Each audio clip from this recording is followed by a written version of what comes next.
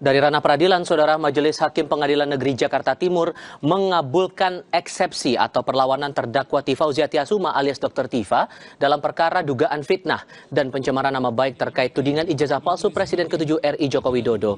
Dalam sidang putusan sela hari ini, Majelis Hakim menyatakan dakwaan terhadap Dr. Tifa batal demi hukum sehingga pemeriksaan pokok perkara tidak dapat dilanjutkan.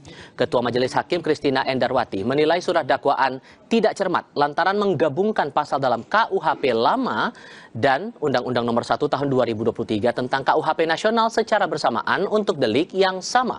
Atas pertimbangan itu, Majelis Hakim memerintahkan seluruh proses pemeriksaan hingga persidangan dihentikan dan mengembalikan berkas perkara ke Jaksa Penuntut Umum.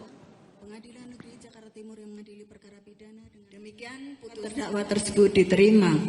Menyatakan surat dakwaan penuntut umum nomor register perkara PDM-14-13-M-1-2-06-2026 tanggal 22 Juni 2026 atas nama terdakwa Tifauziah Tiasuma batal demi hukum.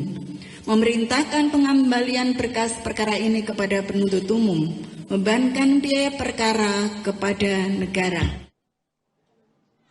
Usai mendengar sidang putusan sela yang mengabulkan eksepsinya, Dr. Tifa menyatakan dirinya akan terus berjuang untuk keadilan dan kebenaran.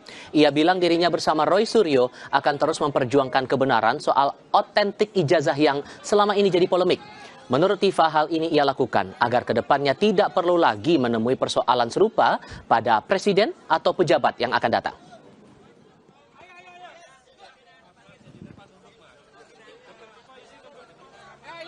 Bila eksepsi ini diterima, kami pun akan terus berjuang. Karena penegakan keadilan dan kebenaran harus terus kita perjuangkan. Saya bersama Mas Roy Suryo, insya Allah, ya, akan terus memperjuangkan keadilan dan kebenaran. Tidak menyurutkan langkah kami untuk terus memperjuangkan kebenaran, terutama terkait dengan persoalan yang selama ini sudah menjadi beban bagi seluruh bangsa Indonesia, terkait dengan otentitas dari ijazah yang dilakukan selama ini menjadi polemik. Sehingga apa? Sehingga ke depan kita tidak perlu harus menemui persoalan ini lagi pada presiden-presiden maupun pejabat-pejabat berikutnya. Majelis Hakim PN Jakarta Timur mengabulkan nota keberatan atau eksepsi Tifauziah Tiasuma, terdakwa kasus tudingan ijazah palsu Presiden ke-7 Joko Widodo. Apakah putusan ini akan menghentikan polemik ijazah Jokowi, terutama terhadap Roy Suryo yang belum menjalani sidang pokok perkara?